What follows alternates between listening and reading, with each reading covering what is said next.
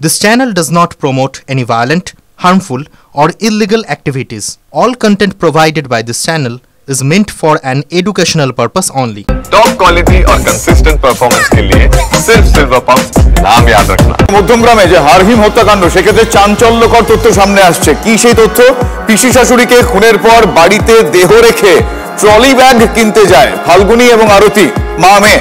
রবিবার সন্ধ্যায় খুনের পর সোমবার বড়বাজার থেকে কিনে নিয়ে যায় ট্রলি ব্যাগ, আর সেই ট্রলিতে সম্পূর্ণ দেহ না ঢোকায় দেহ টুকরো টুকরো করার প্ল্যান করে মা মেয়ে। তারপর সুনিতার দেহ 4 টুকরো করে ট্রলি ব্যাগে ঢুকিয়ে গঙ্গায় ভাসানোর পরিকল্পনা ছিল তাদের।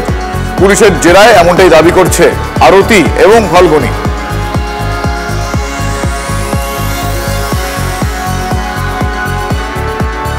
এই বিষয়ে আর কি কি তথ্য পাওয়া যাচ্ছে আমি জানবো। আমার সহকর্মী দীপঙ্কর আমার সঙ্গে এই মুহূর্তে রয়েছেন সরাসরি। দীপঙ্কর, তাদের এই বেশ কিছু প্ল্যানের কথা তারা স্বীকার করেছেন বলে জানতে পারা যাচ্ছে। এরকম আর কোন কোন বিষয়, আর কোন কোন চাঞ্চল্যকর তথ্য এই মধ্যমগ্রাম ঘটনার সামনে আসছে? দেখো, এই ঘটনায় মধ্যমগ্রাম থানার পুলিশ গত পরশুদিন পিসিতে নিয়েছেন, তারপর থেকে জিজ্ঞাসাবাদ চলছে এবং সেই জায়গায় দাঁড়িয়ে যেমনটা তুমি বলছিলে, একদিকে যেমন রোববার সন্ধ্যাবেলা খুন করবার পর তার ঘরে যে ট্রলি ব্যাগ ছিল সেই ট্রলি ব্যাগে দেহ ঢুকছিল না, সেই কারণে রোববার সারাদিন, রোববার সন্ধ্যার পর সেই দেহ বাড়িতে ছিল, সোমবার সারাদিন দেহ বাড়িতে ছিল, সোমবার তারা চলে গেলেন কলকাতার বড়বাজারে, সেখান থেকে ট্রলি ব্যাগ কিনে নিয়ে আসলেন এবং রাত্রিবেলা যখন তারা বাড়িতে থেকে দেখতে পাচ্ছেন সেই বড় ট্রলিতেও দেহ ঢুকছে না, তখন বাড়ির ভেতরের বটি বার করে তার পা কাটতে শুরু করেন এবং টুকরো টুকরো করে ট্রলি ব্যাগের মধ্যে দেহটাকে নিয়ে তারপর তারা অন্যত্র পালানোর চেষ্টা করেন। এই যে বিষয়, এই বিষয়টা তুমি ভাবার চেষ্টা করো যে একটা দেহ সারাদিন সোমবার দিন বাড়ির মধ্যে থাকলো এবং বাড়ির পেছন দিকের একটা বারান্দা আছে, সেই বারান্দার দিকে সব ঢেকে রেখে দিল, এটা কেউ বুঝতেও পারলেন না।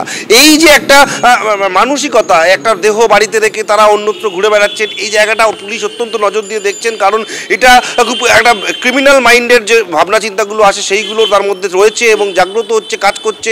এর পাশাপাশি পুলিশের মনে হচ্ছে যে অনেক আগেই খুনের পরিকল্পনা করা হয়েছিল, তার কারণ 11ই ডিসেম্বর সুমিতা সে আসে হচ্ছে এই আরতি ফাল্গুনির বাড়িতে। 11ই ডিসেম্বর থেকে খুন করবার আগে পর্যন্ত সময়কালের মধ্যে বর্ধমানের সমুদ্রগড়ে, যেখানে সুদীপ্ত ঘোষ অর্থাৎ সুমিতা ঘোষের স্বামী, এই সমস্ত প্রশ্নগুলো সামনে আসছে। দীপঙ্কর সময় হয়তো বলবে, আপাতত তোমায় ধন্যবাদ। আমার সহকর্মী দীপঙ্করের সঙ্গে কথা বলছিলাম এবং এই মধ্যমগ্রামের এই ট্রলি কাণ্ডে বেশ কিছু চাঞ্চল্যকর তথ্য তো সামনে আসছেই। এক্ষেত্রে কয়েকটা বিষয় আপনাদের আরো জানাই, যেগুলো জানা যাচ্ছে। 11ই ফেব্রুয়ারি মধ্যমগ্রামের গিরেশপল্লীতে সুমিতা আসেন। খুনের আগে সুমিতাকে বর্ধমানে তার স্বামীর কাছে নিয়ে যায় এই মা মেয়ে, মানে বুঝতেই পারছেন আরতি এবং ফাল্গুনী। নিয়ে গিয়েছিল হাইকোর্টের এক আইনজীবীর কাছেও, কিন্তু সুমিতাকে কেন তার স্বামীর কাছে নিয়ে গিয়েছিল মা মেয়ে প্রশ্ন উঠছে। শুধু তাই না, কেন নিয়ে যাওয়া হয়েছিল উকিলের কাছে, এটা জানতে সুমিতার স্বামী এবং ওই আইনজীবীকেও জিজ্ঞাসাবাদ করবে পুলিশ, এবং এ কারণেই এক্ষেত্রে তার সম্পত্তি হাতিয়ে নেওয়ার তথ্যটা আরো একবার প্রকট হচ্ছে। খুবই স্যাড। আমি এই নিয়ে আর কোনো কথা বলতে চাই না। আপনার কি কাউকে মানে যারা জানি না, রিলেটিভ হয় কেউ? জানি না, খারাপ তো লাগবেই।